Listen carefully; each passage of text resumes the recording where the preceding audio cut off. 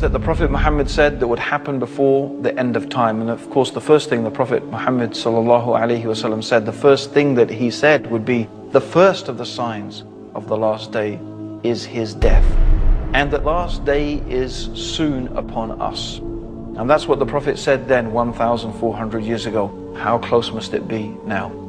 Let's look at some of the things the Prophet Muhammad, may Allah's peace and blessings be upon him, said in various narrations. First of all, the Prophet Muhammad mentioned that amongst the signs of the last day is that you would see the barefooted Bedouins compete with each other in building tall buildings.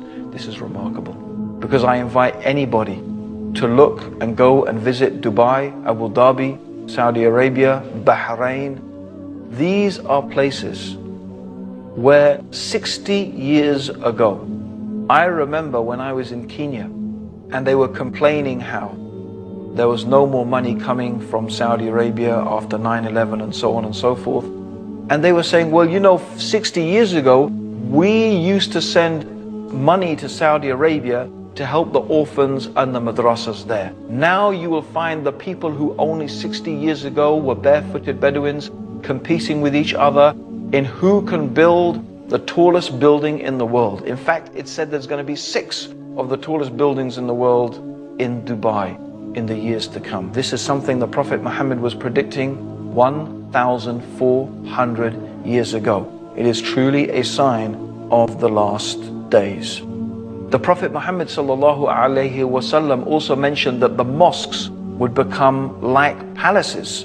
And this is the case even though the Prophet ﷺ ordered simplicity in the houses of Allah. The fact is that they've become more and more fantastic, and more money is being spent on these mosques with domes and floors and golden domes and floors and everything to match, with so much lavish chandeliers and carpets like palaces, as the Prophet ﷺ said would happen. Also, the Prophet mentioned that trustworthiness would disappear, so much so that a person would be able to say, I know a trustworthy person in such and such town. I ask you yourself if maybe that is not the case today. Also, the Prophet mentioned that there will be an increase in killing. The Prophet called it harj, to the extent that the one who is being killed and the one who is killing, they don't even know. The one who's being killed doesn't know why he's being killed. The one who is killing doesn't know why he's doing the killing. I think this is describing the condition of some cities today, where kids are shooting people. The person has no idea why he was shot. In fact, people are being shot merely just to prove themselves or for any type of madness that you can imagine. Not even to mention the massacres of so many people that is taking place due to terrorism, whether it is the terrorism of countries or the terrorism of organizations or individuals. We shouldn't really make a difference. It's all terror. When women and children and innocents get killed, it's terror by the hands of whoever it is. People do not know why they're killing or why they're being killed, to it is such an extent that it is unimaginable, just as the Prophet Muhammad predicted 1,400 years ago. Also, the Prophet mentioned that there would be the increase in the use of riba, which means usury, interest, credit cards, mortgages, things like that. In fact, to the extent that no one would be able to escape the dust of it. Everybody will be affected by it. And this is without doubt the truth of the world economy today. The whole world economy is affected and controlled by banks and the use of interest money. Even though in Islam it is totally prohibited, even though in Christianity, up until the 16th, 17th century, riba was forbidden in Christendom as well. But yet today, it is something that controls the world economy to the extent that no one can escape it, just as the Prophet Muhammad predicted 1,400 years ago. The Prophet also said that there will be an increase in literacy. In fact, so many people will be able to read and write, but actually knowledge will decrease. Isn't that a type of paradox? More people will read, and what do we end up reading? Most of us, we read rubbish. We read rubbish stuff.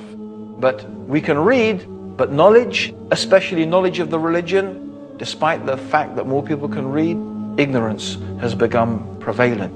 And this is what the Prophet ﷺ said, that religious knowledge would decrease, not by the books disappearing, not by, knowledge being taken from the minds of the people. No, the knowledge in the sense of the books will be there, but the scholars, so that only ignorant people will remain. And people will ask them for religious verdicts, and they will give it, even though they are ignorant, and they will misguide themselves and misguide others. Anyone acquainted with the Muslim world today will be familiar with this. And the Prophet mentioned the speakers will be many and the scholars will be few.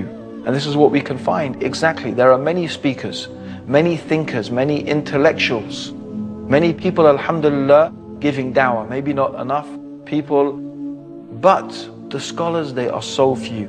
And this is a type of sign of the last day, that the scholars will be taken away, and this is exactly what we find happening. Also, the Prophet Muhammad ﷺ said that there will be such an increase in musical instruments, and Muslims will make it lawful even though it is forbidden. The use of musical instruments, it has been forbidden by the Prophet. Some Muslims will make it lawful. And there are many people who are saying it's allowed, even though it is very clearly mentioned in Sahih Bukhari, the most authentic collection of hadith. And this is mentioned here.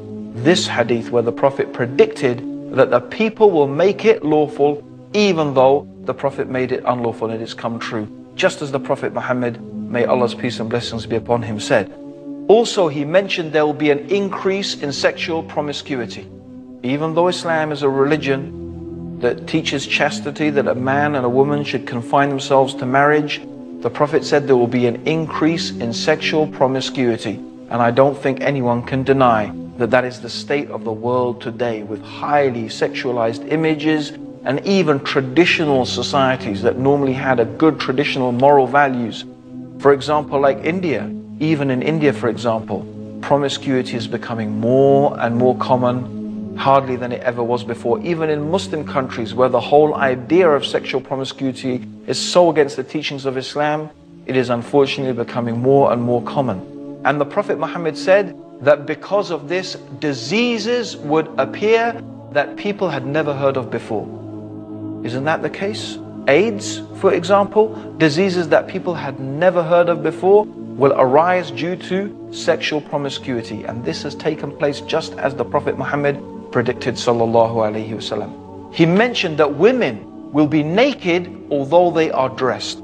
The dress of some women today, which in all but means is nakedness, with the clothes that are so tight they describe every shape of the body, which this technology did not exist to make those type of clothes in the time of the Prophet. Yet the Prophet Muhammad is describing how this nakedness amongst the women will become prevalent. And also the Prophet mentioned that there will be shouting in the mosques, something that is prohibited in Islam, and it's something that I have witnessed myself. And also the Prophet said the worst and the most ignorant people will become the leaders. And really, I have to say, if we look at some of the world leaders today, even of some of the superpowers, it seems as if what the Prophet said about the worst and most ignorant people becoming leaders seems to have taken place, exactly as the Prophet Muhammad said. Also, he mentioned that a man will obey his wife and disobey his mother, something really contrary to the teachings of Islam. He will rather listen to his friends than listen to his father. And this is something that we find happening in the Muslim world, even though this is so against the teachings of Islam. Men will wear gold and silk and they will make it lawful, even though the Prophet has made it unlawful. People will abandon the religion of Islam for a small worldly gain. And keeping onto the religion will be like holding two hot coals. I am mentioning all of these things, and there are many, many more things that the Prophet Muhammad ﷺ mentioned. But these are some of the small signs concerning the events that will take place before the last day. And as we can see, these things that I have gone through, almost without exception, they have come true in a way that is so clear and so obvious and so apparent.